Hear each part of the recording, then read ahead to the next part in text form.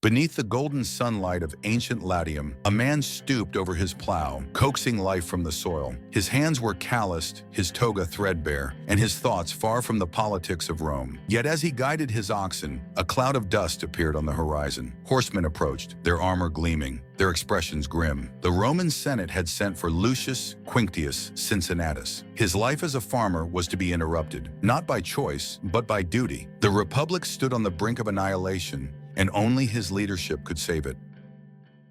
Born into a patrician family, Lucius Quinctius Cincinnatus was not destined for obscurity. As a young man, he enjoyed the privileges of Roman aristocracy, but also embraced its responsibilities. In a society that revered duty and discipline, he developed a deep respect for the Republic and its principles of shared governance. Despite his status, Cincinnatus was known for his simplicity and unpretentious lifestyle, a rare trait among the ruling class. Cincinnatus' political career began in earnest when he became a consul, one of the Republic's highest offices. However, his tenure was marred by controversy. His son, Quinctius, was accused of violence and arrogance, leading to political scandal. The resulting fallout forced Cincinnatus into retirement. Rather than clinging to his power, he retreated to his modest farm by the Tiber River. Here he lived a life of self-reliance, embodying the Roman ideal of the vir bonus, or good man, content with what the land provided. But Rome was not content. The Republic faced a dire threat from the Equi and the Volsci, fierce tribes who had formed an alliance against Roman territories. Their armies encircled a Roman force on Mount Augustus, trapping them and cutting off reinforcements. The Senate was paralyzed, its leaders divided and ineffective. Desperate, they turned to Cincinnatus, the man who had already proven his virtue and capability. The image of Cincinnatus plowing his fields when the Senate's envoys arrived has become iconic. He wore no armor, wielded no sword, and held no lofty title. His hands were dirtied by labor, his brow furrowed not with ambition, but with the effort of tending to his farm. When the envoys delivered their message that he had been appointed dictator to save Rome, he paused, contemplated the enormity of the task, and accepted. Cincinnatus' appointment as dictator was an extraordinary event. In the Roman Republic, a dictator was a temporary position granted absolute power during the most critical of emergencies, a role meant to last no longer than 6 months. It was a position given with risk,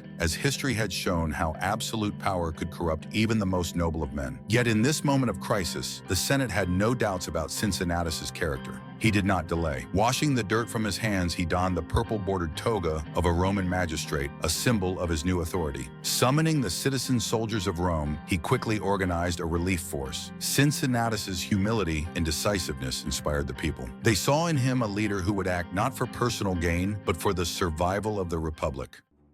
Cincinnatus led his hastily assembled army to Mount Augustus, where the Equi had surrounded the trapped Roman forces. The situation was dire. The Republic's survival hung in the balance. Yet Cincinnatus was undeterred. His strategy was as bold as it was effective. He ordered his soldiers to march through the night and encircle the Equi in turn. By dawn, the tables had turned. The ensuing battle was swift and decisive. Under Cincinnatus' leadership, the Roman forces triumphed, forcing the Equi to surrender unconditionally. In a display of Roman dominance, the Equi were compelled to pass under the yoke, a symbolic act of humiliation where the defeated soldiers walked beneath a makeshift arch of spears. Rome had been saved, and Cincinnatus was hailed as a hero. Yet even in victory, Cincinnatus remained focused on duty. He refused the lavish celebrations and rewards often bestowed upon victorious generals. For him, the triumph was not his, but Rome's. His actions were a testament to the values that the Republic sought to uphold: discipline, selflessness, and the prioritization of the common good over personal glory. Having secured Rome's survival, Cincinnatus faced a choice. With the powers of dictatorship still in his hands, he could have held onto authority, reshaped the Republic to his liking, or even declared himself ruler for life. History had seen many leaders succumb to such temptations, but Cincinnatus was different. After just 15 days as dictator, he voluntarily relinquished his powers and returned to his farm. This act of humility stunned Rome. In an era when ambition often led men to seize and consolidate power, Cincinnatus' decision was a rare and profound demonstration of integrity. He had been given the chance to rule absolutely, yet he chose the plow over the scepter. Cincinnatus' resignation reinforced the ideal of leadership as service. He reminded the Roman people, and future generations, that power was not an end in itself, but a means to protect and preserve the Republic. His example stood in stark contrast to figures like Julius Caesar, whose accumulation of power would eventually lead to the Republic's downfall. But destiny still had things in mind for Cincinnatus. Years after his legendary victory over the Aequi, Cincinnatus was once again called to serve the Republic. By now he was older, having lived in relative obscurity and simplicity since relinquishing his first dictatorship. Yet Rome's trust in him had not wavered. This time, however, the threat did not come from foreign enemies, but from within. The crisis was a dangerous mix of political corruption, class conflict, and the betrayal of Roman law. The crisis began with a rebellion led by Spurius Maelius, a wealthy plebeian who had gained power by distributing grain during a famine. At first, his actions seemed benevolent, but whispers soon spread that Maelius sought to undermine the Republic. He had reportedly used his wealth to arm a private militia and was plotting to establish himself as king, an unthinkable affront to Roman values. For centuries, Rome had defined itself by its rejection of monarchy, and the mere hint of such ambition stirred panic among the Senate. Rome's consul at the time, Gaius Servilius Ahala, lacked the authority to deal with such a threat decisively. The Senate needed a leader who could navigate this dangerous political turmoil with clarity, strength, and incorruptible fairness. Reluctantly, Cincinnatus was summoned once more. Despite his advanced age, he answered the call with the same unwavering sense of duty that had defined his first dictatorship. Cincinnatus's second dictatorship was markedly different from the first. During his campaign against the Aequi, the threat was external, and the solution lay in military strategy.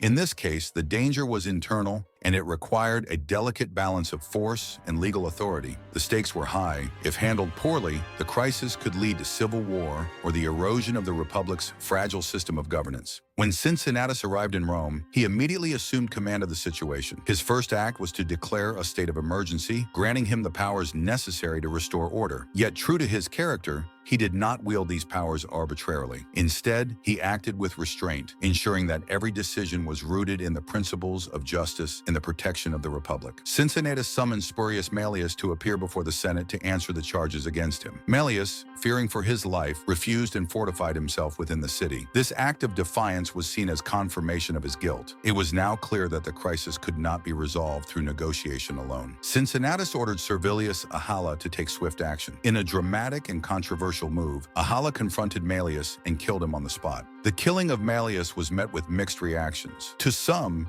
it was a necessary act to prevent tyranny and safeguard the Republic. To others, it was an overreach of power, a stark reminder of how even well-intentioned leaders could resort to extreme measures. Cincinnatus, however, remained steadfast in his belief that his actions were justified. In his eyes, Maelius had sought to dismantle the very foundation of Roman liberty, and such a threat could not be tolerated. Ahala was later brought to trial for exceeding his commission and accepted voluntary exile. Despite the controversy, Cincinnatus handled the aftermath with the same humility that had defined his previous leadership. He did not exploit the situation to consolidate his power or eliminate political rivals. Instead, he focused on restoring stability and ensuring that the Republic's laws and institutions were respected. Within weeks, the crisis was resolved, and true to form, Cincinnatus resigned his dictatorship once again. Cincinnatus's second dictatorship reinforced his reputation as a man of unyielding principle. Unlike other leaders who might have used such a crisis to extend their rule, he once again relinquished power at the earliest opportunity. His actions demonstrated that true leadership is not about domination, but about service, about doing what is necessary to protect the greater good, even when those decisions are unpopular or misunderstood. His ability to navigate both military and political crises with integrity and humility cemented his legacy as one of the Republic's greatest leaders. He returned to his plow for the last time, leaving behind a Republic stronger and more secure than when he had been called to save it.